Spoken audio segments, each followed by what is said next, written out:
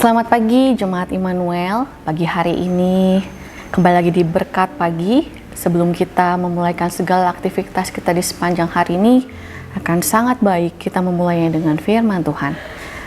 Baik, pagi hari ini kita akan masuk ke dalam kitab baru, yaitu kitab Zakaria, dua kitab terakhir di Perjanjian Lama. Sebentar lagi kita akan menyelesaikan Berkat Pagi di Perjanjian Lama.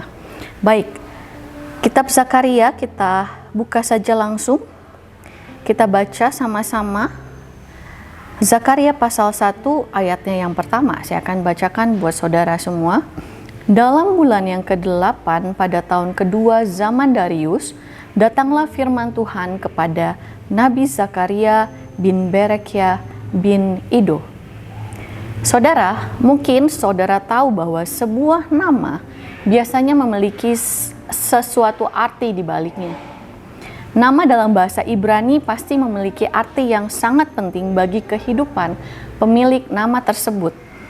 Kalau kita baca di ayat pertama tadi, disebutkan kita dengar ada 3 nama yang penting di dalam kitab Zakaria ini, yaitu Zakaria bin Berekia bin Ido. Bahwa ketiga nama ini memiliki arti yang cukup penting bagi kitab Zakaria ini. Untuk Zakaria sendiri, ini memiliki arti Allah mengingat. Untuk Berekia, yang adalah nama ayahnya Zakaria, namanya memiliki arti Allah memberkati. Dan Ido, yang merupakan nama kakeknya, juga memiliki arti pada waktu ditentukan. Berdasarkan arti dari nama-nama tersebut, itulah pula tema dari kitab Zakaria ini, yaitu Allah mengingat dan memberkati bangsa Israel tepat pada waktu yang ditentukannya. Kalau kita boleh belajar sedikit, saudara, Nabi Zakaria ini adalah nabi yang sezaman dengan Nabi Hagai. Mereka melayani sekelompok kecil orang Israel yang kembali dari pembuangan di Babel dan akan pulang ke Yerusalem dengan tujuan untuk membangun kembali bait suci Allah dan kota Yerusalem. Walaupun begitu, mereka masih menjadi tawanan bangsa Babel, bangsa non-Yahudi. Ini merupakan gambaran masa-masa kelam bangsa Israel saat itu. Mereka sedang mengalami kehilangan harapan.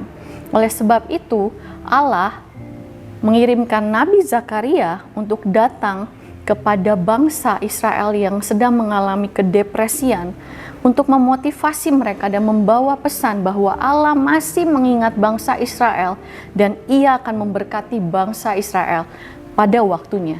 Bahwa ada pengharapan yang besar yang dibawa oleh Nabi Zakaria ini kepada bangsa yang sedang mengalami kekelaman itu. Namun apa yang menjadi pesan Allah yang dibawakan oleh Nabi Zakaria? Mari kita melanjutkan pembacaan ayat kita dalam Zakaria pasal yang pertama, dimulai dari ayatnya yang kedua sampai ayat yang kelima. Saya bacakan kembali buat saudara semua.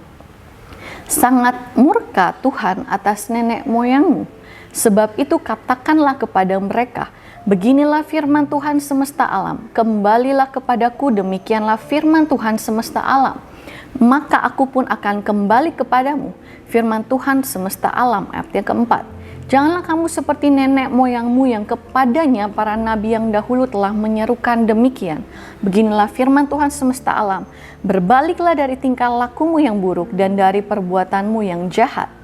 Tetapi mereka tidak mau mendengarkan dan tidak mau menghiraukan aku. Demikianlah firman Tuhan, ayat yang kelima. Nenek moyangmu di mana mereka dan para nabi, apakah mereka hidup untuk selama-lamanya?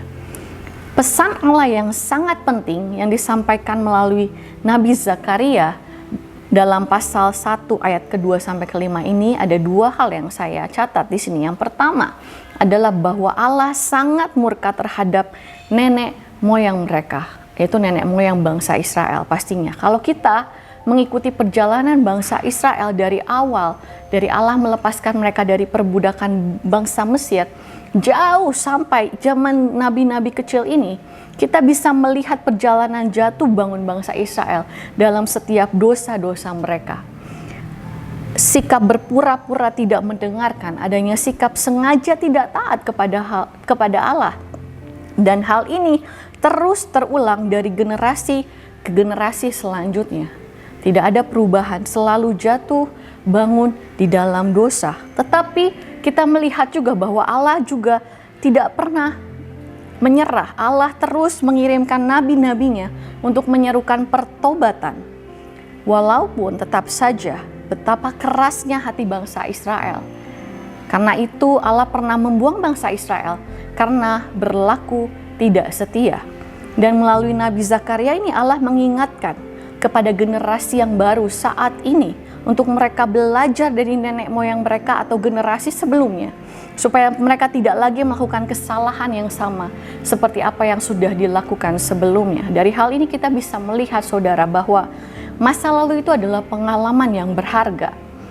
Mungkin sering sekali kita mendengar ada satu ungkapan, yang berlalu biarlah berlalu, karena pasti akan berlalu. Namun jangan dilupakan, tapi dijadikan sebuah pembelajaran. Kalau ada masa lalu yang tidak benar di hadapan Allah dan mungkin mengecewakan orang-orang di sekitar kita, bahkan keluarga kita, mari kita mau jadikan itu semua sebagai suatu pembelajaran yang berharga. Untuk kedepannya kita tidak lagi jatuh di dalam dosa yang sama. Pesan kedua yang disampaikan melalui Nabi Zakaria, kita baca lagi kembali di ayat yang ketiga.